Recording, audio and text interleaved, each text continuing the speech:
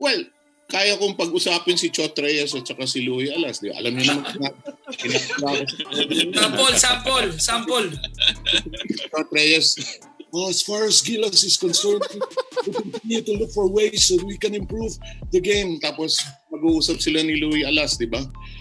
Si Selena, matuloy kaya yung kasal? Kasi nga, Okay.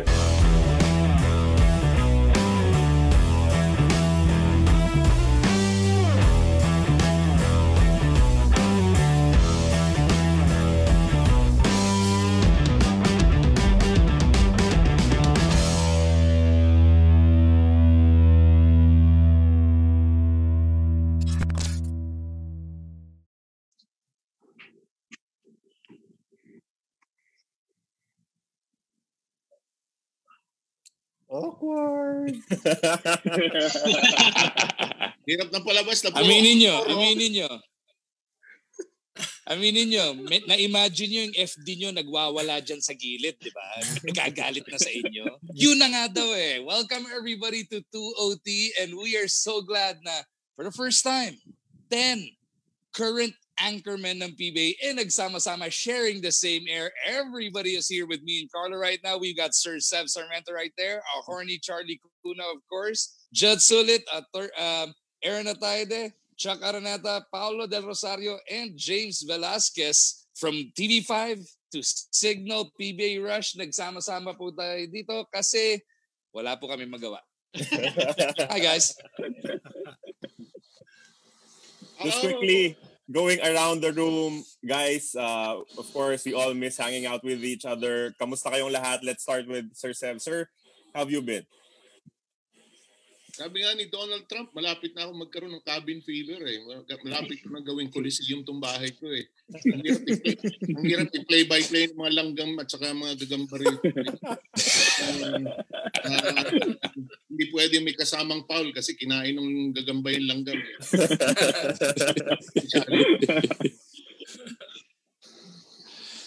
Anybody else na may nakita kayong mga nangyayari sa inyong bahay na kahit hindi out verbally, sa utak nyo lang may pinay-play-by-play kayo bigla? May ganun ba?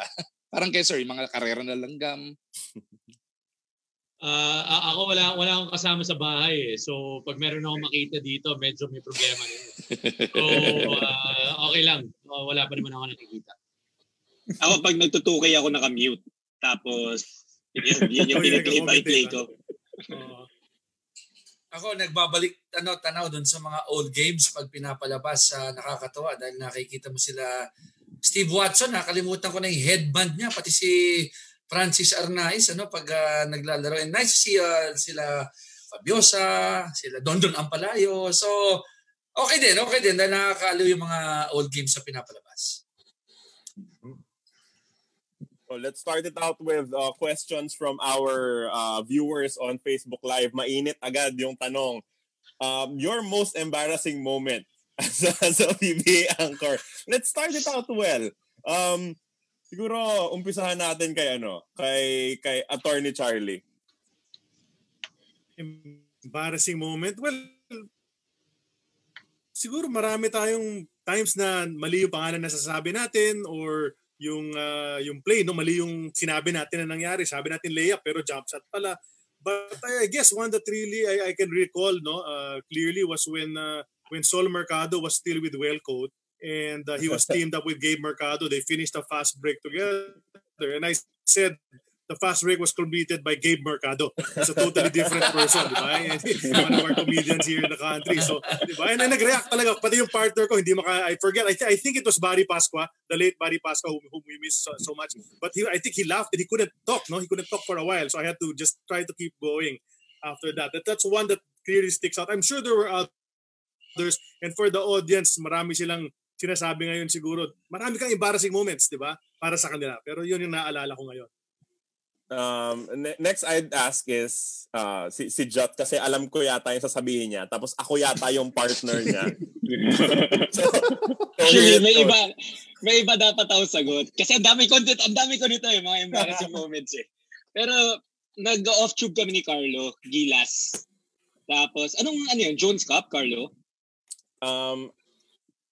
Hindi, alam ko Mighty Sports. Yeah, Dubai, sorry. Mighty nga yun. Tapos Gary David was playing.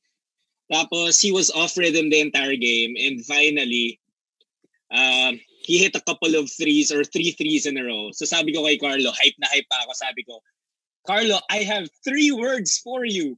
He still got it.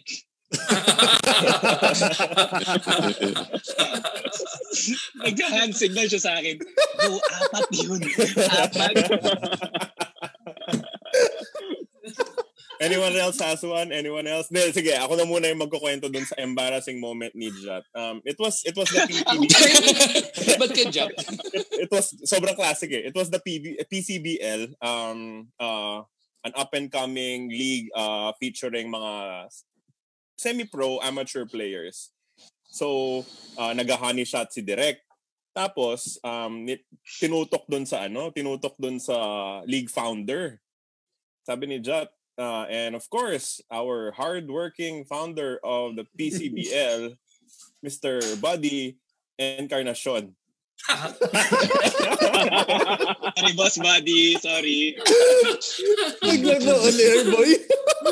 Hindi ko napanood si Magoo. Tinanggal ko yung earphones ko para lang tumawa kasi hindi ko talaga kinain. Hindi pa niya na-gets. Tinetext ko pa siya, huy! Bago pa lang tayo nun, Carlo, di ba? So, tinetext ko si Magoo, magsusorry ba ako on air? Or ano bang gagawin ko? Sir Chiqui, you're one of your most embarrassing moments. My goodness, in 14 years, too many to count. Pero siguro yung dalawang glaring was nasa Antipolo. Favorite namin na game ni Magoo yan eh. Yung kung sino nakatayo, manggugulo yung isa. So habang nag-i-intro ko, si Magoo sumasayaw dun sa likod ng camera. Yun yung time na si Kuya Miko nasa parang active center natin. So pag balik ko, syempre tinawag ko siyang Magoo. Imbis na Miko, tapos sabi ni Miko, it's Miko, Chiqui, it's not Magoo. Pero more than that, nung Game 7, Game 6 ba ito, yung Alaska, sa Cuneta. Cuneta yung Magoo, di ba? Yung winning shot ni Willie Miller. Binato lang, binalibag lang niya. Tapos nagkagulo, no? Courtside ako nun. Start of the interview, hinaltak yung override ko. So wala akong naiintindihan sa sagot ni Willie. So, tinatanong ko lang siya. Tapos bahala na kung ano yung labas sa bibig niya. Hindi ko alam, no? Hindi ko naparod yung replay. And then I remember ending that interview by just saying, wild! Tapos si Sir Ed Picson, sabi ni Sir Ed Picson, wild daw? Bakit? Tapos, syempre, hindi na ako nakareact. But those are the few times na naalala ko na tao rin pala tayo, pwede magkamali. Anyone else want to share there? It's different, when it's live TV, like hirap. Syempre, iba may replay na and everything, pero when it's live, it just happens. Ako meron ako. Sir Sev, parang nag-iipon eh. Yan. Ako pinakamatanda rito, siguradong. So, ang pinaka-classic ko si Miss Diana pa yung producer namin ng galing ko, na-memorize ko yung buong game story. Buong na-memorize ko, walang mintis, pati Q in, Q out, ng opening sa floor ng Ultra. Bamihan konti, last turnover na yung final gap bago mag-jumbo. It's going to be a great game. It's going to be Shell against... Wow, nakalimutan ko yung pangalan. Nagwa-warm up yung teams. Si Miss Diana, nagagalit na siguro sa hindi nila alam kung wala man lang, na-shock sila. Kamali ako. Umikot ako. Tinignan ako, nagwa-warm up sa likod ko. Walang nag-warm up. Sabi ko, I'll find out who the opponent is when we come back. Ito ako mapapait na ako. Sino pa hindi natin natatanong? James, would you want to share one of your embarrassing moments?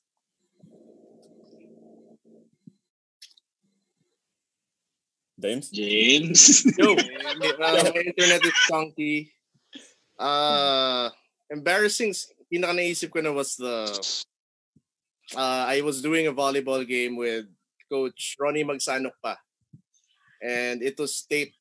Tapos my first line, proud pa ako. And we are live! Tapos si Coach Ronnie, yan bigla siya sa akin. Parang ako, lahat ng prod na nasa paligid parang nako ulit. And then not naman so embarrassing but siguro medyo for me, weird for me because people still remember the crying Gilas moment. Sa probinsya, yung pa rin yung hinihirit ng mga tao sa akin. It's a moment. So I don't know if I should be happy about it, but I'm glad they remember me through it. So those are. Bakit embarrassing? Tama lang yun ah. Bakit naman embarrassing yun? Hindi naman embarrassing yun. Lahat naman umiyak nun, pati si Coach Yengyao tsaka si Tito Miko Halili umiyak. Ako lang yung gumaganon eh. Pag lalo na pag out of town game, parang Sir James! Malapit na mag-labor yung asawa ko dahil sa game na yan. Chuck, ikaw naman, Chuck. Sa akin hindi siya embarrassing nightmare. I think biggest nightmare nating lahat yung namamalat ka na. You enter the game tapos nawawala na yung boses mo. Galing ako sa Ubos Sipon. Semi-finals yan, NLEX versus Magnolia Philippine Cup. Tapos as each quarter would go, nararamdaman ko na talaga nawawala na yung boses ko. And then pinipilit ko na lang sa para na ako si Undertaker pa yung nagsasalita. Yung talagang galing na talaga sa loob, lahat ng kaya ko na lang ilabas. Mabuti na lang partner ko nun si Dadine Kinito Henston. So nung fourth quarter, walang problema. Para ano lang ako yes, Dadine, tsaka no lang eh. So if it was anyone else, baka kailangan ko pa. Pero si Dadine, sabi ko, Dadine, di ko na talaga kaya magsalita. Sabi niya, I got this.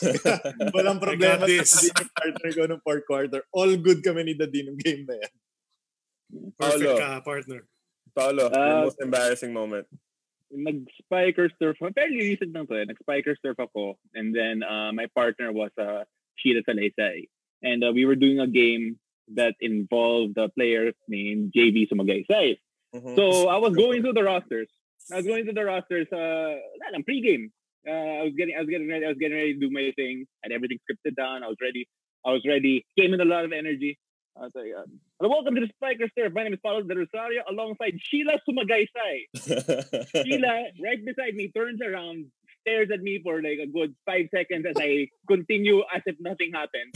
And as soon as I didn't correct myself until we started the game.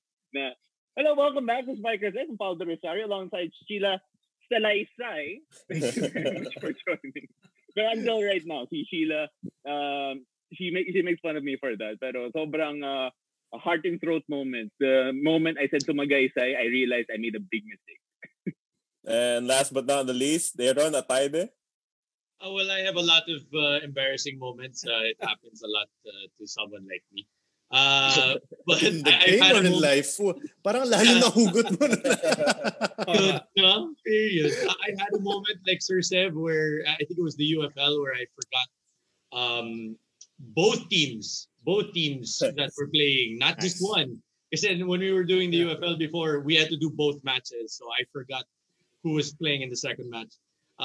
It's also happened to me where namamaos din ako like Chuck, because I would either come from or go to radio after the games or before, so it would like really take a strain. But the one thing that really sticks out into my head, I remember it was the PBA game. I think it was the first game of 3 seasons ago. It was me and Dominic Uy on the call. And I remember it being the first game because one of the topics was the rookies. And I can't remember who it was that scored his first layup, his first points. And I was like, Dom, can you explain to me what it's like to get your first ever PBA points? I Dom never played in the PBA. Like it didn't. Oh my God! So the whole time he was like, no, I get your first UAAP points. What is it like when you get your first? Wag na nga, like lipat na nga tayo. So the whole time he was holding that over me. Pinapaalala lang niya sa akin the whole telecast na hindi nga siya na pinapaalala lang niya na masyado ako. Ang galing ng story mo, Aaron. Isang kwento, dalawang embarrassing moments sa dalawang tao eh. Oo, di ba? Dinamay mo pa si Doms. Two-hit wonder.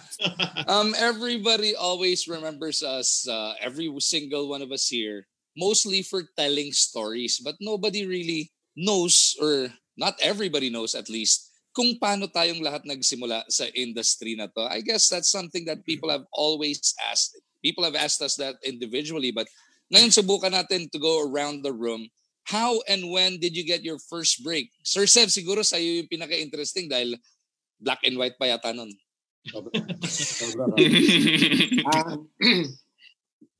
Ang storya dyan, I used to love impersonating Joe Cantada.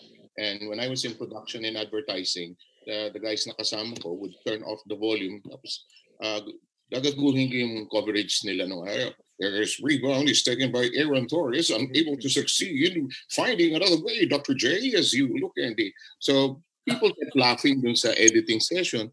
Finally, yung isang director na kasama namin found out that there was an opening sa Vintage noon and said, why don't you audition? So, nag-audition ako, Sev Sarmenta, play-by-play. Kasama ko noon yung namatay na si Romy Quintanar noon. Pingoy Pension was about to leave. He was planning to leave to go for the US. Tapos noon, sabi ng producer, okay na yung audition ko, gawin ko daw Joe Cantada. Dalawang beses nag-audition. So, hindi ko alam to this day kung nakuha ko because of the Joe Cantada impersonation sa sarili ko. But later on, to end the story, si Joe Cantada doon sa Ultra, paakyat noon, first time I met him, sabi ng producer, sige, gayahin mo. And here comes Joe Cantada as he continues to scale the stairs, looking no doubt of no fear at all. As you can see, he does not have any prognosticating, mga usual Joe Cantada lines. At sabi ni Joe, syempre, laking tao, no? I know you. You paid me the ultimate compliment. And alam mo naman yung impersonation. And I thought, kami ni Ed, I think we had great models in Pingoy as well as Joe. And they allowed us to use their phraseology. Tama si Charlie, no? As you watch the games na pinapakita sa PBA Rush ngayon, nakaka-nostalgia kasi doon kami natuto. Although si Ed Picson was ahead because he was already doing radio by the time he was, sila Pingoy and Joe were doing it. So that's my route into the broadcast of the games. Kaya pala hanggang ngayon, sir, ang hilig mo mag-impersonate ng coaches. We've gotten those questions even before we went on air. Sinong paborito mong coach na impersonate? Just to follow up on it first. Well, kaya kong pag-usapin si Chiqui Reyes at saka si Louie Alas. Di, alam niyo naman. Sample. Chiqui Reyes, as far as Gilas is concerned, we continue to look for ways so we can improve the game. Tapos mag-uusap sila ni Louie Alas, di ba? Si Selena, matuloy kaya yung kasal? Kasi nga, sitwasyon ngayon, hindi malaman. Sige, subukan namin. Alam namin sa inyo. Alam niyo ngayon. Isang yang, sir. Isang yang. Yun ang nag-request. Hindi ko kaya si Cano. Baka makuha ka pampangan version. Yung pinakakaya ni Sir Sev, si Kinito rin. Kayang-kaya rin ni Sir Sev yun. Ako, wag don't start. Don't. That's 5 rebounds per game.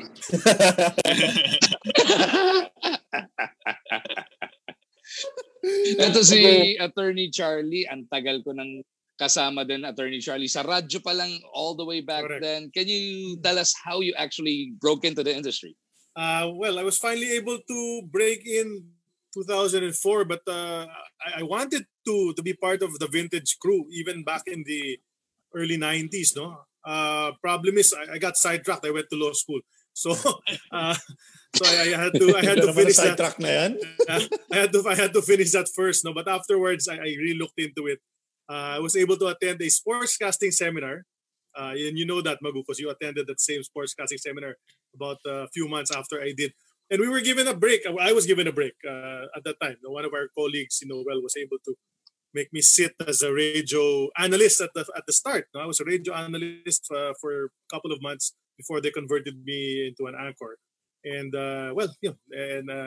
that's how it started, from radio eventually into TV, doing the PBA games and the Gilas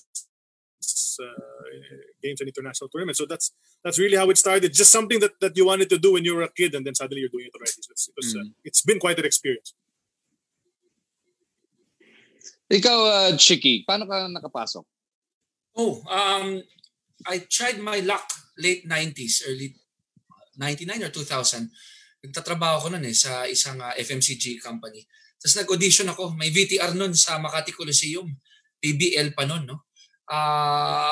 Okay, I was able to impress naman yung mga nanonood. Quick lang yun, pare. 30 seconds, tayo ka sa harap ng camera. Tapos may mga 15 nakatingin sa'yo, may ballpen, may papel.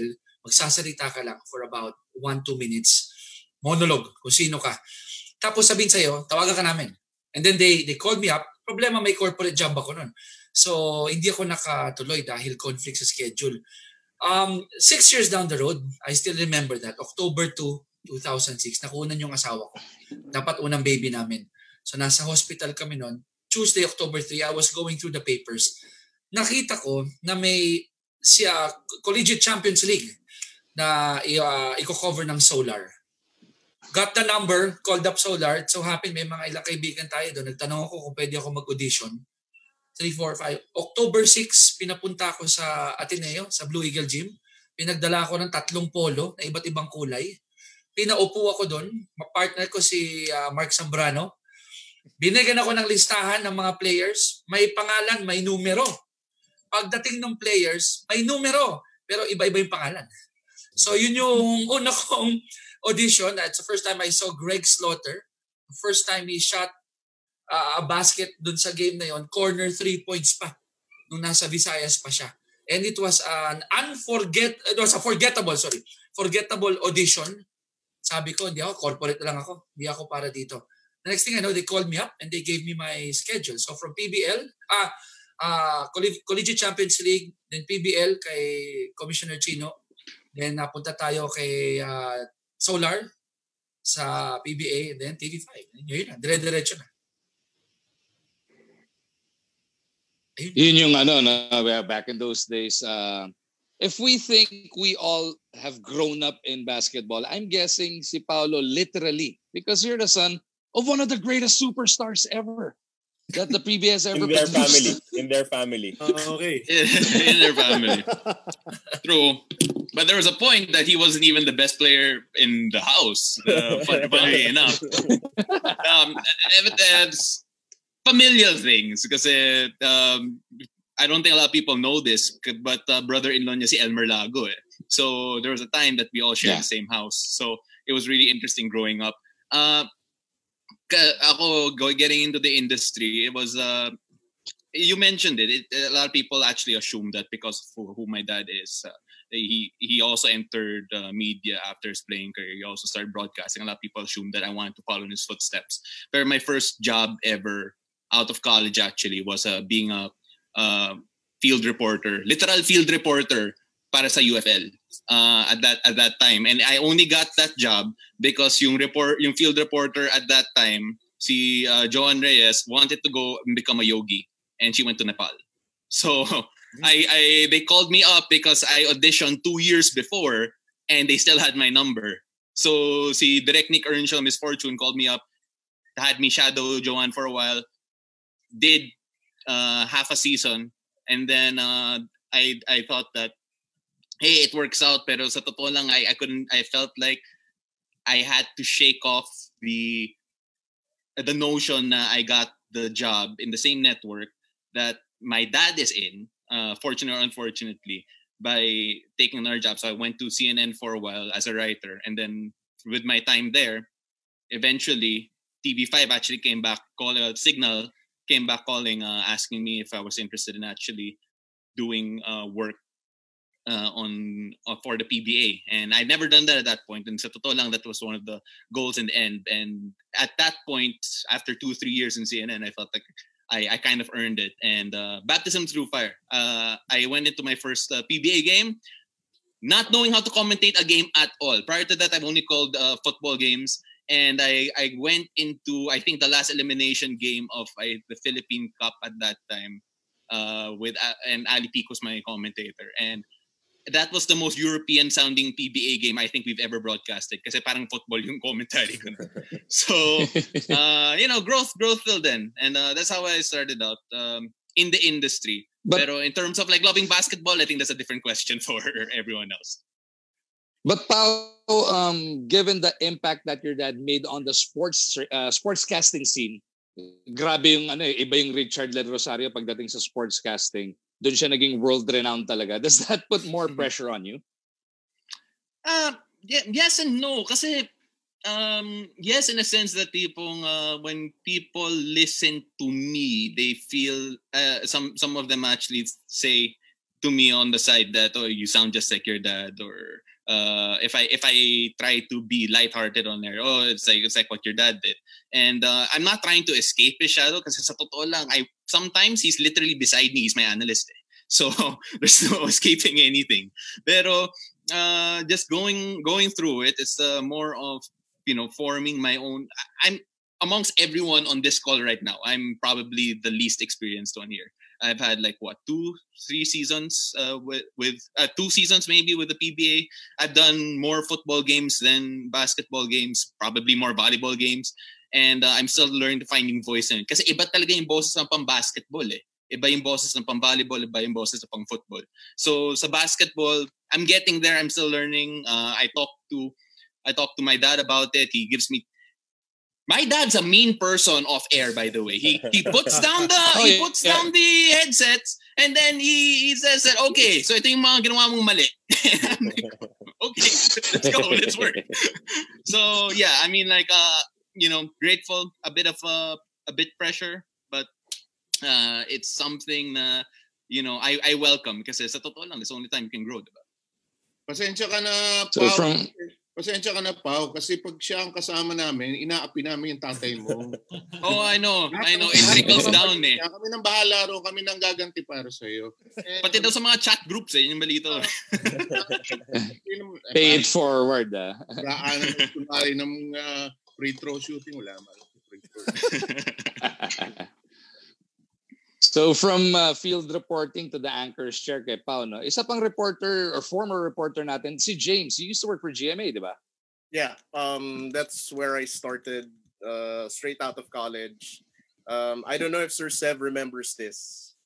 Clearance week in school. Tapos I saw him outside the communication department. I asked him for advice because then I had 2 offers. One was to be a segment producer for Solar. And then the other was to be a field reporter for GMA News. So sabi ko, sir, I'm leaning towards the Solar offer. Tapos sabi niya, wag, mag-field reporter ka na sa GMA. Tapos sabi ko, sir, bakit? Alam niyo naman na sports yung gusto ko na gawin talaga. Sabi ko, I'll just work my way into the on-cam duty. Sabi niya, wag, kasi yung GMA, on-cam ka na. Mas mahirap kung yung gagapangin mo from production to although Jutt has done it, Carlo's done it, it's a difficult path. And I know Magoo used to be a producer also before becoming the anchor. I know na kayang gawin yung path na yan, but sinabi ni Sir Sev sa akin, at least when you get the on-cam job, mas madaling trabahuhin na makahawa ka na lang ng sports. That time, Manny Pacquiao was on the come up. Papaangat na talaga siya. So, fortunately for me, puro Pacquiao yung naging stories ko because I would pitch every single day to my bosses na mag-cover ng ganitong stories. Now you see all the news outlets covering sports stories already. Back then, it wasn't like that. Kung merong, halimbawa, awarding sa PBA finals, ganun, walang pakialam yung mga news outlet nun. Ngayon, meron na. It was really hard for me at first because I would cover fires, I would cover floods. My first ever appearance on the news was that I covered a dog show. A dog show. But I had to go through that. So from there, tapos biglang makaka-cover ako ng calamities because I was the new guy. So ako agad yung papadala doon. Crime, ako agad yun. That's why I remember conversation in Broadcast City. Si Aaron was there, si Dom was there. It was Habaga time and we were all stuck there in the morning. And then Dom and Aaron asked me, hindi mo ba nami-miss yung news? I'm like, hell no. I'm already here. After 3 years in news, for some reason, I got a phone call asking if I would like to try out. I did, and then I entered there. Anchor-wise, because I was a courtside reporter for a long time, one of the anchors couldn't make it to work, and he was far off. The game was in Mall of Asia Arena. I was already there because I'm usually early. I live on the other side of the planet, so I have to be really early for work. Direct Raf then went up to me because nafe-feel ko na eh. Nakikita ko parang nangarag na si Joanne, yung producer namin, si Direct Raf, diba? Parang medyo ngarag na rin. Nararamdaman ko na, sabi ko, ito na yata yung chance ko. And then, nung nilapitan nila ako, it was Ginebra versus Air 21. And my partner was the Dean, Kinito Henson. That was my first ever game and I was so nervous. I remember texting my mom. My mom was still alive then. Sabi ko, Mami, ito na. Makakapag-anchor na ako ng PBA game finally. And then from then on, I would cover continuously. And it's been like that ever since. And I feel very fortunate because this wasn't always supposed to be my path. My family is...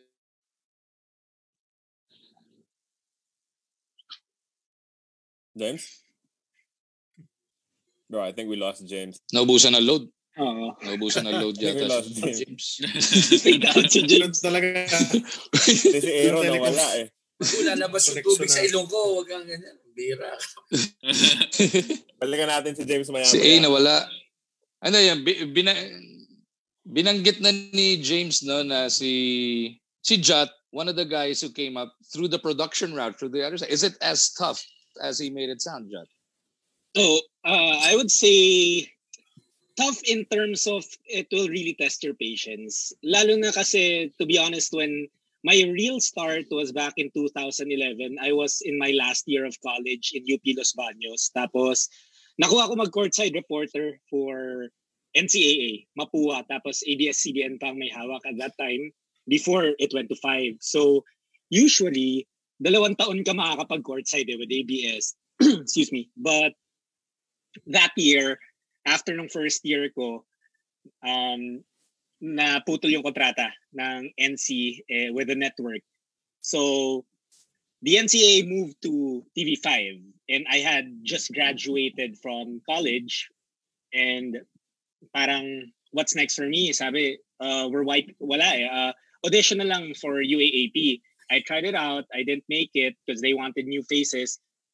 Fortunately, I met Tito Mico Halili at that time. Tapos sabi niya, may mga offers to be a desk editor for GMA or to be on the production niya dahil naghahanap ng writers for the production of NCAA. So sabi niya sa akin, parang, I know na ang goal mo mag-on-cam, but let's try it out here. So it was 2012 and I started writing for the NCAA.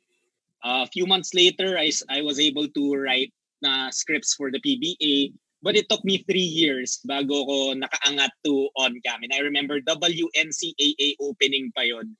Cheering and all that. I was in the Rizal Coliseum for 8 hours. Well, I was so happy kasi finally nakabalik ako on-cam eh. And then, dumaan ako sa mga barangay active, yung mga master na ikot ng barangay all over Manila talaga. As in yung mga sulok na hindi ko alam nag-exist. Na-discover ko through that. And then, ayun, slowly, I think the very first game that I really got to cover was PCBL.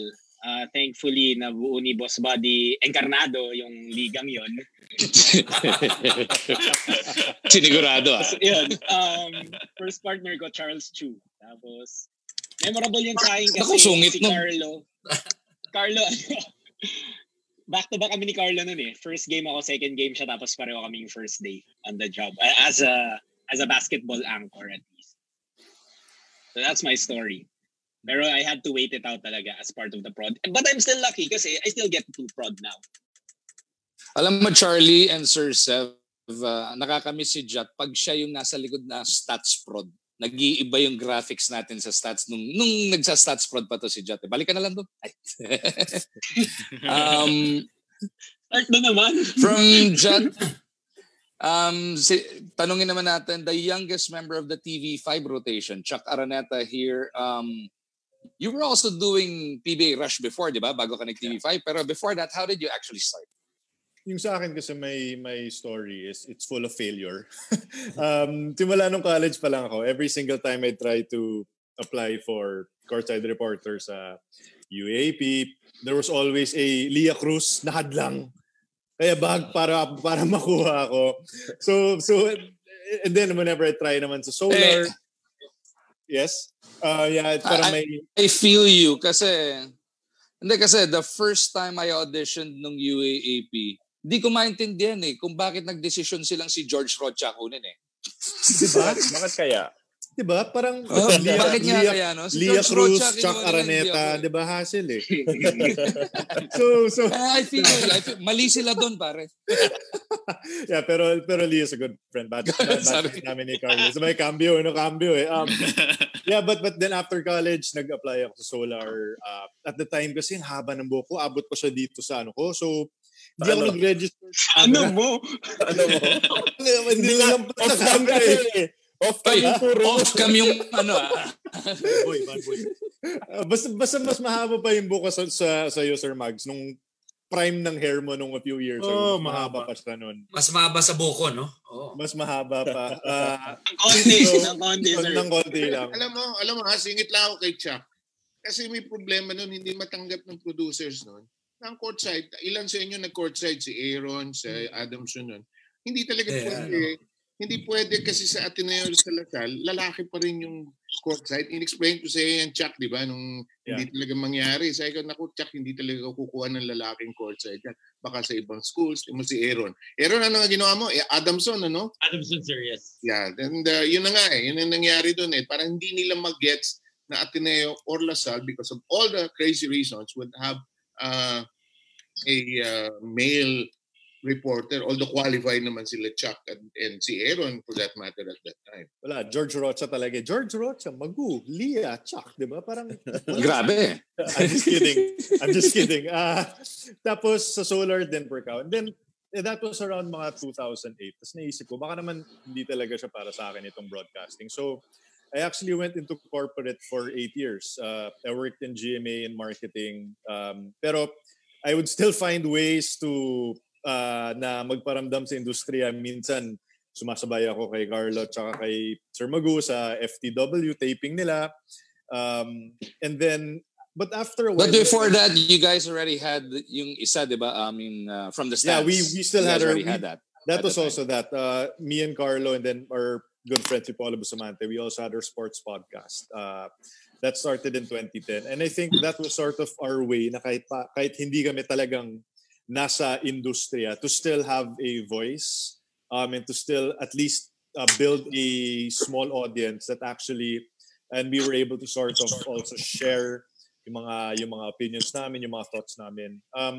But it was in 2015 when I really decided to bet on myself and to quit going into corporate and to pursue full-time career in sports. It actually started with writing. I was given an opportunity by Sir Sid Ventura ng ESPN, Sports5 actually, .com. And then, Sir Tati Chio. I think si Carlo ata yung nagsabi na naghahanap sila ng mga anchor or at least ng mga kailangan ng additional talent. So, nag-audition ako. I sat in with Sir Chiqui actually. I sat in with Sir Chiqui tsaka si Sir Barry. First time namin nag-3-man panel kami sa radyo, which as you know is insanity. Kung magda-3-man panel ka sa radyo, parang sumusundot-sundot lang ako ng konti kasi alam natin si Sir Barry, di ba? Parang kung magkakwento siya, monologue talaga. Insanity talaga pag si Barry ang kasama mo. Oh, di ba? Mga 2-3 na balikan, hindi ka pa rin makapasok Pero syempre, just happy to be there.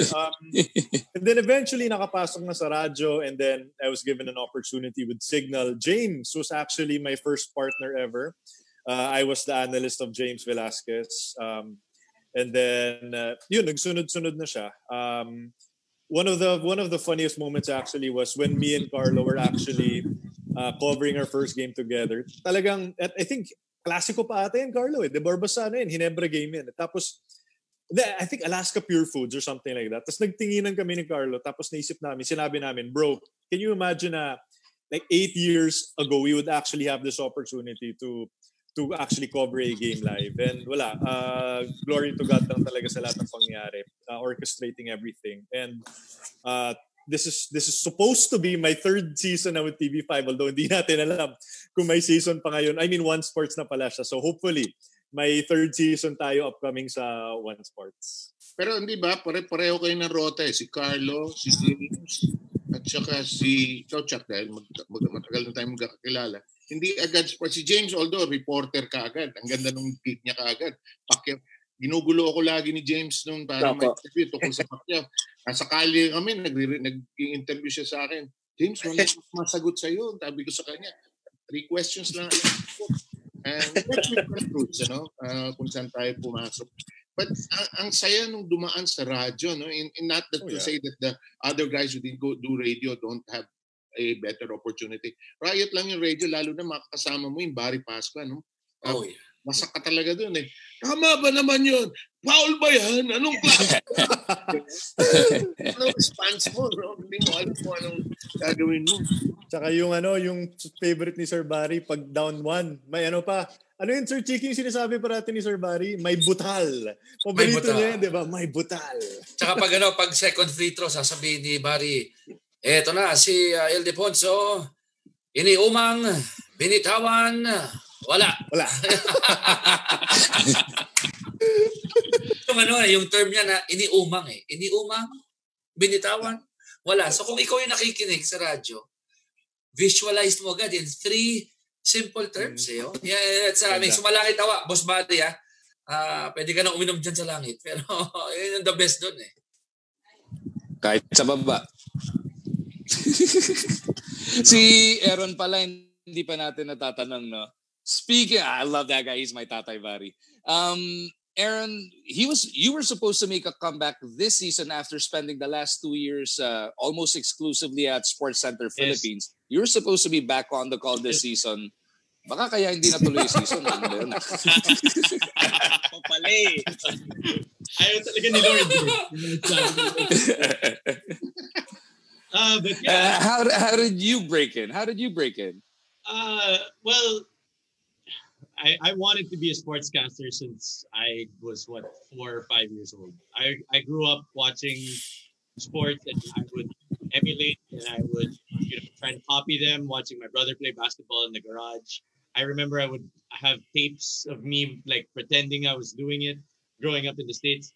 And whenever I wasn't doing that, I was watching Sports Center. So that's why at maybe 5 or 6, I said to myself, one day I will do what those guys are doing. And I set every single motion in my life towards getting that, whether it was studying how different the broadcast is from actually watching it and stuff like that. So luckily enough, when I was in 3rd year college, I applied to be a courtside reporter in the UAP. That was the year after Leo Cruz and George Rocha left, and ABS-CBN Sports said we need to start training the next guy. We need to start training the next male faces for broadcasting. Sorry, Chuck, medyo nauna ka lang ng konti. Kung nadili ka lang ng konti, pasok ka sana. But yeah, they didn't want to put me in LaSalle because of the same obvious reasons that they were never going to have a male courtside reporter in LaSalle. And they asked me if I wanted to be the courtside reporter for Adamson. And without hesitation, I immediately said yes. I said, if they wanted me to be a courtside reporter for any team in any league and anywhere, I will do it. Like without hesitation, I was going to go. I'll never forget my first report. It was Adamson versus Ateneo. I remember getting there early. It was in the Cuneta Asan yung Dome. I saw Sir Sev. We talked, and he was like, Charlie loves that. Yeah, we'll just relax. You got this. Luckily enough, Sir Sev was very good friends with my parents long before I was ever born. So he felt like it was his role to take me under his wings during my UAP era to try and make sure I was guided right. My commentator at the time was Boom Gonzalez, and it was my first report. And Boom said, "All right, ready to go with this first report. Let's send it on over to Aaron Atayde for this report from Adamson University. And I blanked like nothing. I was a good 5 seconds on air. Because it felt like that was the realization of, a lifelong dream. And it felt more than just a report for me. It felt like I needed to, prove to myself and to everyone that I could do what I was doing. Luckily enough, breaks kept coming, and I remember all of my mentors, whether it was Sir Sev or Boom or, Tito Miko or, the people that are on this call right now, everyone that I worked with, I also look up to, and I will always do the same. I never stopped learning. I never thought that I knew better than anyone else. I will always continue to feel like you guys will teach me something that I didn't know before that. And that's how I think we all look at each other as well. Whether you are a Sir Sev, who is the most seasoned veteran here, or, Paolo, who is the newest member to our quote-unquote little fraternity of PBA, commentators and analysts and whatnot, we will all learn something new from each other. And those who feel like they don't want to learn or feel like they know enough, those are the ones that, true enough, are not on this call. But have you noticed it never goes away? You're looking at that camera, and when they say cue, you know what? Parang you know what to say, but you don't know. But that brief moment, that's why you're happy na may visuals eh.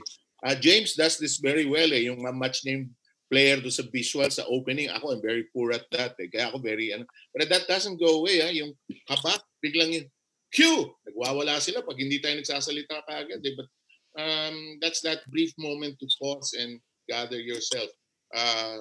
All of you, in fact, do it very well. It's a nice process to go through na pinag-aaralan natin through our lives.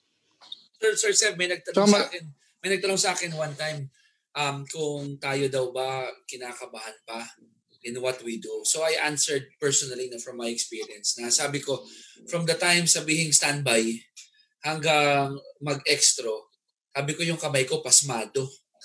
And I remember I think it was Jaime Fabregas, na bago siya mag-show, naduduwal pa rin siya eh. And I think it just shows the human side. Tsaka yung pag gusto mo yung ginagawa mo, kabado ka pa rin. I don't want the day to come na hindi na pinapasma yung kamay ko at hindi na ako kinakabahan. Kasi siguro ibig sabihin, hindi ko na gusto yung ginagawa ko. Hindi naman nawawala eh. Kahit lumilipat ako sa radyo, iniisip ko lagi. Alam mo, minsan, naglalakad ako for some strange reason sa may bandang Taft Avenue nung walang masakyan. 8, alam niyo naman ako, hindi ako nagdadrive sa grupo. 8 o'clock ng gabi. Nakadidinig yung radio ng PBA. Siyempre, si Noel Zarate, yung pinakamalaingay na boses doon. Ang ingay niya. Of the impact that we make, may audience tayo, no? May nakikinig. Yung mga galit sa atin, yung mga naiinis sa atin, natutuwa sa atin. So much effort goes into the preparation. Kaya kung minsan yung Alaska natin, we say it all out in the prodroom para hindi natin masabi on the air. Ang alis nervyos natin yun, di ba? Ang dami natin pwede Alaskain sa loob ng prodroom. Buti nga, bumalik sa Aero na tayo eh. Ako na naman. First, we received a question over at Facebook. But due to time constraints, siguro we will ask this question to 2 people. Extend mo na. Bayad ka na ba Carlo ng Zoom eh. Yung tanong nila is, well, not all games are the same. I mean, we all get out for those game sevens in the finals. Pero syempre, meron ding mga games that are not as, as important as a game 7. How do you prepare? How do you attack, your preparations to make sure na mabibigay natin sa audience yung tamang kwento, yung tamang proseso? Let's start with Attorney Charlie. I think you have to capsulize it. No, you can't look at it in terms of how important that game is at that certain time that's going to happen. Because for those players, at least some of them, for those coaches coaching those teams, that game is important no matter what. Because it's going to be, it could be a stepping stone to a future game, or even if it's the last game of the conference, it could put them in a positive attitude before entering the next conference. So it's important for somebody. It's important for the fans that support those teams. So you have to put yourself in that certain capsule, and then you tell yourself, if it's important for anybody there, then it should be important for you as well. So you have to attack that game the same way that you attack all the other games, whether it's a Manila Clasico, a Game 7, or the game between the last two teams that have no chance of getting anywhere anymore. They're going to sit probably their best players and put in all the bench warmers throughout the game. Somehow, that has to be your mindset, even if in reality it may not be true. But then you have to convince yourself that para yung gana mo, your energy, enthusiasm has to be there. You can't shortchange the audience, and then of course the players and participants as well. James, you have a notebook. Tell us about it and your preparations before games. Well, you remember. I still have the collection of notebooks somewhere, and again, this is something I learned from Sir Sev when I was in college, and I would pick his brain. He would always tell me, "Nako, ikaw, huwag kang pupunta ng gera na walang bala." So I carried that over to my reporter days, which I carried over to my commentator days. Every game that I cover, it's there. And I research mga 3, 4, 5 games back, both teams, players, stats. There are times that I can't, hindi ko siya mahuhugot just from top of my head. So I can always go back to that. During the game, and I learned this from Miko Halili, I would write down certain parang, halimbawa, nag-shoot out itong dalawang players na to, or there was an emotional moment between this coach and this player. I could always go back to that when I cover that next game, so that I will always have content. Lahat ng nandun sa notebook na yan, I hope I can still find it. I know it's here somewhere. Anytime pre-prod would end, kasi na-discuss na yung gusto i-discuss ng executive producers natin, game producers natin, hahanap naman ako ng story na gusto ko ikwento. So that was my reporter's notebook that I kept even when I was anchoring already. Yun yung pinaka-nakakamiss for me. I don't know about you guys. Sitting practically since last year, dahil January finals nung nakaraang season, February, March, ngayon anong buwan na, magme-May na, ilang araw na lang. Halos wala tayong ginagawa pare-pareho. It's the actual preparation from the night before to game day to getting to the venue. That's one of the things I really, really miss. Kayo, ano nami-miss nyo about actually working and covering games? Ako listening to all of you. Let's say hindi ako nakapwesto. I listen to everybody and learn from everybody's way of doing things. How Magoo weaves in the numbers. Chuck will weave in his analysis. Charlie will break it down almost in every play. The youthful energy of James, Aaron, and Carlos. I'll shift from Rush to TV5, di ba? Para lang to find out how everybody else is doing. But just to be funny about it, nakakatuwa ang preparation natin pag alam natin si Kinito ang kasama natin. Ano? Hala ka na. Mas konti preparation, honestly. Honestly, mas konti ang kailangan mo prepare. He just prepares. Magkape. He just prepares that. Di ba? Nagagalit, nagtatampo. Bakit hindi pwede lumabas yung numbers ko? Ito, bakit yung graphics ganito? Di ba? He goes, that's what I miss so much. And when Andy Howe just simply says, well, it's very simple. You know, you have to shoot the ball. Diba? Kapag ginanong ka, diba? Each analyst is different. And we prepare for the analyst. If you know that, we all prepare tama. For the analyst as well. That's what I miss Magoo naman. Ako, partners, sorry to chime in, no? While we all prepare, that's a given. We are all excited the moment we set foot on that court. Kahit tambakang game pa yan o Manila Clasico, yung intensity natin pareho. But I have to agree with our good colleague, no, si Dom Uy na nag-message. One thing that I like after games or looking forward to games is the brotherhood, or in Aaron's term, the fraternity. No? Yung pag nagkatinginan, tara, 2 bats, tara, tawid tayo na Oyster Boy, tara, punta tayo doon. Because we get to bring out our real selves. I mean, kasi yung battles talaga eh. Yung human side na nakakatawa pa doon, nag-cover tayo ng, sabihin mo ng single game or double header, pagdating doon sa ating fellowship, basketball pa rin yung pag-uusapan natin. Totoo yan. Pero may malamig tayong hawak. Pero Chiqui, ang sarap talaga. Pero ang pinaka-trick dyan, kung sino yung partner mo, dapat doon sa post-game, hindi na kayo magkatabi. Kanina pa kayo magkatabi. Pero Chick, ang nag-message sa'yo, si Dom. Si Dom. Hindi, dito sa Facebook natin, sa Facebook Live. Oo. Sa 10 beses na 11 beses, hindi sasama yan. Ay, sumama yan. Puro forma yan si Uy. Paniwala ka dyan kay Uy. Sumama yan sa Ali Mall, di ba? Naalala mo yun. Sumama yan. Si Chard. Bilang na bilang yung kailang kasama dahil bihirang-bira sobra. Pero masarap ng fellowship. Sarap talaga ng fellowship natin because that's the only time we can really relax and say, oy, nagkamali si ganyan, nakakatawa yung blooper ko. It's really fun. Especially pag kasama yung mga production guys then that they come along with us. The behind the scene guys who actually join us for that. It's fun because they always give us a different perspective as well, and then syempre lalakas din nila uminom, masarap nila kasama. Attorney. Lalo na pag kami nagka-problema sa graphics, mali yung pumasok sa maglalabas ng sama ng loob.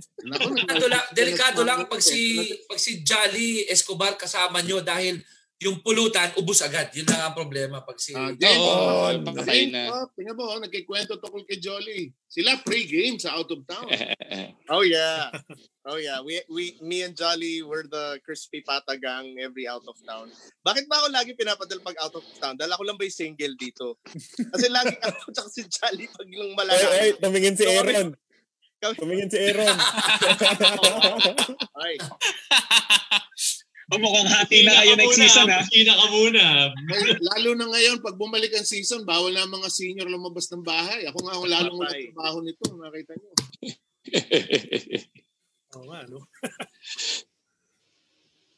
If it's one thing that's very evident, every single one of us coming from different backgrounds, iba pinanggalingan, ibang eskwela mga pinag-aralan, iba yung mga culture and cliques na pinanggagalingan. It is the love for the game that really brought us to this stage of our careers, everybody. But first and foremost, the love of the game. We were all fans to begin with. Mm-hmm. I want to ask each and every one of you, before you ever got into the industry, sino yung mga paborito nyong players, or if you want to name a team from back in the day, yung kinalakihan nyo that really made you stick to the PBA at kaya pinangarap nyo rin na makarating sa PBA kahit hindi player, pero taga-PBA pa rin. Chuck, ikaw na. Well, sa akin, if you've been following our podcast back in the day, it's obvious Alaska fan talaga ako. My uncle used to play for Alaska, si Alex Araneta. At dahil dyan, binubuli ako nung nasa grade school ako. Number 1.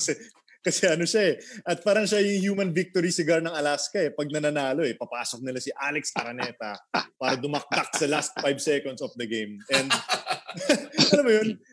But because of that, that was really what allowed me to latch on to the PBA. And my favorite player till this day is Jojo Lastimosa. Until now, assistant coach siya ng NLEX. Nasa starstruck pa rin ako sa kanya whenever I see him. Telepono yan. Hindi akin yan. Walang tumatawag sa akin. Baka may tumatawag kay Aaron. Oy! I like that. Ayun. So yeah, Alaska pa rin. And it's actually interesting kasi I saw also one of the questions is na-accuse ba tayong bias tayo sa isang team? And I'm sure lahat tayo natawagan na ng bias after covering a game. And for me, it's a badge of honor pag tinatawagan akong bias both sa Alaska tsaka sa kalaban nila. It means that I'm doing something right. Pag feeling nila kumakampi ako sa isang panig eh. But yeah, I think that's one of the biggest challenges also when we did this is lahat ng mga fandom natin, kailangan na talaga natin itabi because we have to be completely partial sa mga teams na kino-cover natin. Kung magtrabaho talaga siya. Ikaw, Pao, and you can't say your dad, ha? You can't say your dad. Well, favorite mo? Favorite back then, Jun Limpot was one of the guys I really followed kasi he was my dad's teammate, and dati my dad would bring me to practice all the time. Jun Limpot was the first PBA player I played one-on-one with. So since then, I always follow. Even when he left Santa Lucia, I want him to succeed because he never won with Santa Lucia. He only won later on in his career when he was at the greatest part of his powers. Pero the teams Sa totoo lang, I think I'm at a disadvantage in a sense that tipong, because look, if you know my dad, he's a very competitive guy. You see him assistant coach and all that, and it goes down the blood. So I'm competitive also in a way. Pwede na. In a way. So the thing is, ako, it was hard for me to watch the PBA during the times my dad was playing because he wasn't part of a lot of winning teams. Like when he was in for a very long time in Central Lucia, they weren't doing very well. Mobiline, when he was part of it, weren't doing very well again. You know, there's a reason why my dad was a high draft pick, right? He didn't go to a good team kagad. But anyway, but yeah, so it was hard for me to really follow it. Pero si Jun Limpot was a guy I liked watching. I really enjoyed watching. And what really made me stick to the PBA was that because, you know, when I go home, PBA, sometimes there'll be PBA players there. When I wake up on weekends and I want to go go out with my dad, it's normally to practice, to watch them train. And I never look. Watching my dad run is something that you have to look back on. It's a very fun experience. Iba talaga, especially when they have to do sprints. Great. And you can only see your dad run in practice naman talaga because you rarely see that in actual games, diba? Look, I have a theory. I have a theory about broadcasting. Na people, if your dad was not a star player or was not part of a winning team for a very long time, you're probably not going to be a great star basketball player. Kasi ako, when growing up, I wanted to be the guy off the bench who wanted to rebound and defend. That was yung goal ko as a grade schooler, and you know, because that was my dad's role, and he was very good at it. Didn't work out for me, but I enjoy talking about it with him a lot. Talk about it until now, and that's the reason why it stuck. It's not just because of one team; it's because we enjoyed the game. And I'm happy that Attorney Charlie. Sorry, I'm very happy that Attorney Charlie brought out the thing about production, because right now we just want to extend our thoughts and our prayers with one of our own, yung ating head writer sa PBA, si Sir Mao, who is currently dealing with health condition. So we just want him to be okay. We're praying for him. It's that way. We're one family. I mean, pag nagkakasama tayo, you all know that the line between talents and sa prod isn't there. We're parang isang pamilya lang talaga tayong lahat, and that is what makes this group really unique, I would say. Just continuing the conversation, Jutt, you've had the experience both as a courtside reporter and as an anchor, but there were times na yung mga ini-interview natin parang ayaw makipag-usap sa'yo or wala kang makuhang maayos na sagot dun sa kausap mo. How do you try to still squeeze in some information? How do you adjust? Ano yung mga bala mo? Ano yung mga ginagawa mo to actually make it an entertaining conversation? I think it's similar to how one would write an article or do a field report, a news report. Kung yung subject mo, the way I tried to do it was kung yung subject ko directly did not want to respond or wala siyang sasabihin, then look around. A basketball team is 15 players, 12 players active, plus coaches. Meron ka talaga matatanungan at meron ka mapupulot at mapupulot. So I think it's going to the deepest of your resources kung meron ka talagang gustong ikwento. Now, may mga times talaga dead end lang talaga mahanap mo. We've all, I guess, experienced that. But may mga kwento kasi, di ba, you know how, I'm sure all of us have experienced, may kwento tayong gusto talagang habulin. And, we want to tell that story in the course of a game. So if that's something that you feel the viewers deserve to know, you just go the length of whatever you can para mahanap yun tsaka mabigay sa kanila yung kwento. How about you, Aaron? I mean, you've had your fair share of interviews, even on Sports Center. Paminsan may mga guests lang talaga na natahimik eh. How do you deal with it? I want to tell this story. I don't know if I'll leave out names and anything like that. But Don't. this was Huwag na. Wala naman nanonood nito eh. Tayo lang to, Aaron. Tayo. It was my first season courtside reporter for the PBA. And again, it was in the Cuneta Asan Dome. I don't know why it always happens there. It was my first time covering this one team.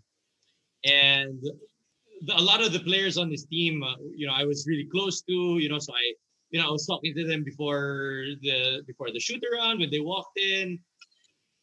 And then when the game started, one of the members of the coaching staff was blocking me from entering any of the huddles. And he was literally standing in front of me, making sure that I didn't get any report whatsoever. And I was like, what is happening? Like, what is going on? I didn't know that part of the culture in the PBA, because again, it was my first season. If not, it might have been one of my first 3 or 4 game days. Kailangan ko pala magpakilala sa lahat. Kailangan mo pala parang magpaalam sa lahat na parang yara-yara coach, yara-yara team manager, yara-yara assistant coach, yara-yara team captain. Papasok ako sa mga huddles nyo. Kailangan ko lang makakuha ng konting tidbits and ganyan-ganyan. I did not know that. So for an entire game that I was assigned to that one team, I had to pull out as many random reports as I could on the spot.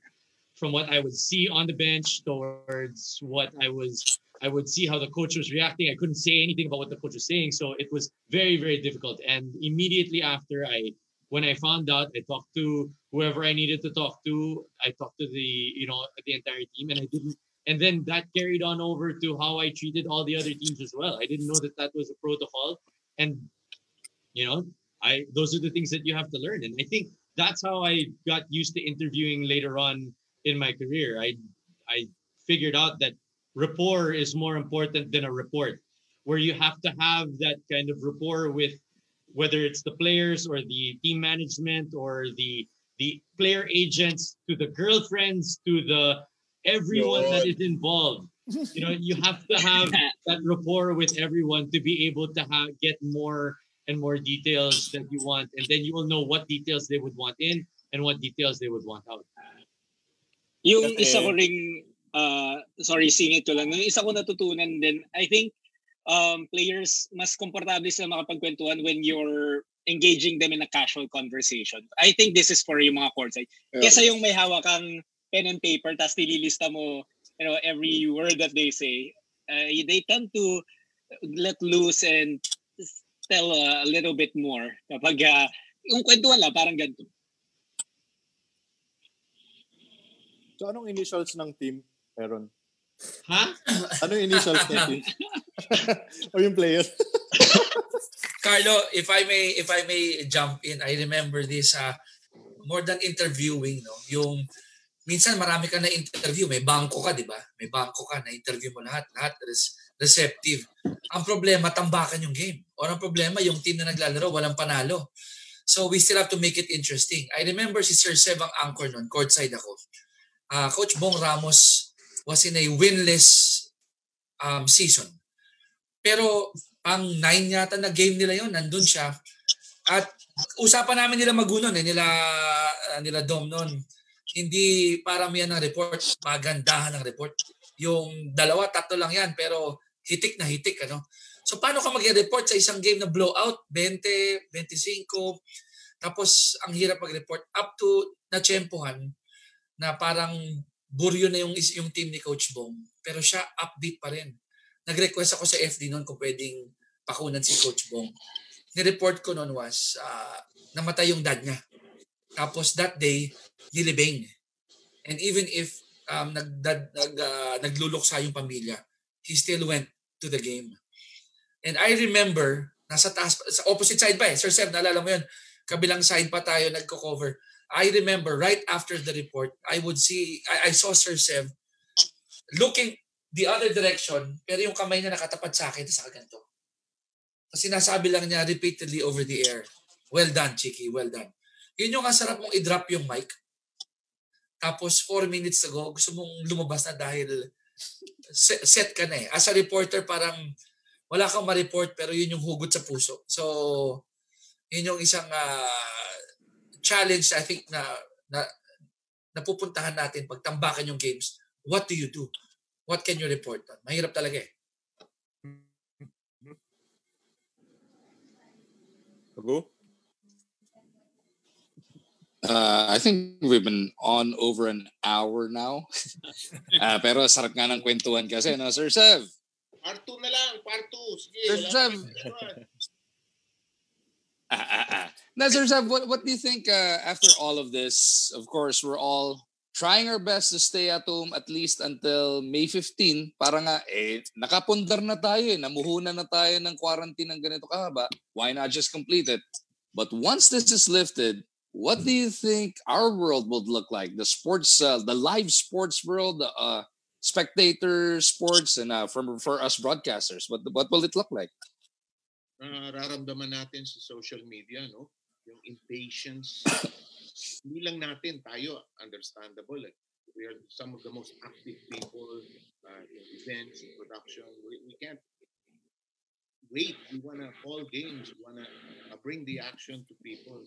The reality of this ball game that we're in is that it's not the same rules anymore. Ibang conference na ito. Malungkot. Isipin mo. I cannot imagine games without the crowd. Probably we'll start back with, we might even do off-tube. Expect tayong lahat sa off-tube. We did that in the SEA Games endlessly. I see we might have to do that for a while.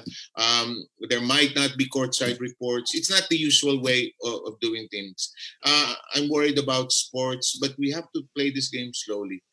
Unti-unti natin balikan. Hindi ito madali. By the way, before we go, just like to say what Chuck has done for leading us during this time. Palakpakan naman. Yes, Chuck. You are the hero that we all, just the whole world just to say that each one is called differently and Chuck has done a marvelous job. I know the job is not just over, but just to end the question to and answer to Magoo, let's try to be patient. I know some of our finances are running short already. It's more our patience than anything else that we've had enough old games to watch. Natutuwa ako kay Charlie at kay Noel. They're able to find some beautiful old games that they can write about. Nakatutuwa ako sa kanila na some of the games, naalala ko, alam ko na yung resulta nito eh. So hard to watch old games, even the volleyball games, it's alam ko na yung game na ginawa ni James na lumabas sa TV ng isang araw, finals yata yun. Alam ko na yung resulta na, the first set, dyan ka na. Diba? I mean, we need live action, but let's pray and help our countrymen in this present time. Iba yung ball game na pinasukan natin. Let's be patient, all of us. I know it's hard for all of us, but let's ask God for more patience as well. Sirs, final question before we let you go. Natin. Go, Magoo. Dadagdag muna natin kay Charlie. Attorney Charlie, kahit na ma-lift na tong ECQ, we all know na yung mga teams, kailangan magbalik muna sa training camp and all that. So it's gonna take a while. What do you see in our future? Well, I echo what Sir Sev just said. Kailangan may pasensya talaga lahat ng stakeholders, lahat ng mga participants in this exercise of the PBA. No? Coach Yeng Giao, who we spoke to last week, already said that he foresees really tight safety and health protocols for all the teams when they get back to practicing. You know, they won't allow the fans first in the practices or the press even. It has to be just the team members, and they have to leave their clothes when they get to the venue. You know, they're going to deposit whatever they're wearing, dress up into their sweats, and they have to sanitize all the balls and the equipment, all the weights, the you know, everything that they're using. And then even then, that's going to take maybe a month before they're in game shape. And then the same thing on the production side. Can we actually all go the usual crew that we have at the venues? Do we need the same types of venues? Maybe smaller venues that can accommodate the power capacity that's needed to produce a game. You know, that could be it, because we probably will not have an audience. We won't be in the venue most probably as commentators. We might do it off tube. Courtside reporters will definitely not be around. They have to practice social distancing unless they can interview people from several feet away. You know, it's going to be tough for everybody. So it's really going to be hard. What Commissioner Willie just said the other day, may posibilidad talaga na hindi matuloy ang PBA sa 2020. It's really a sad thought, but you know, people are getting upset about that. But you really have to look at the bigger picture, which is the health and safety of everyone else. And so let's take it from what our doctors and scientists say and what our government says. We really can't move anyway without their approval. So, you know, we just have to be patient. Again, sirs, we thank you so much for joining us. But before we let you go, maraming mga batang nanonood on Facebook Live right now who want to break into this industry in the future. Just in one line, ano yung mapapayo yung lahat sa kanila? Ano yung pwedeng advice na ibigay to younger kids who want to be, you know, in this spot someday? Let's start with Chuck. For me, it's one line would be create your own story. Don't try to follow anyone else's. We, as you've heard, we all took our own paths to getting to this situation. So, kayo, if you experience one sentence, uy, create your story. Next.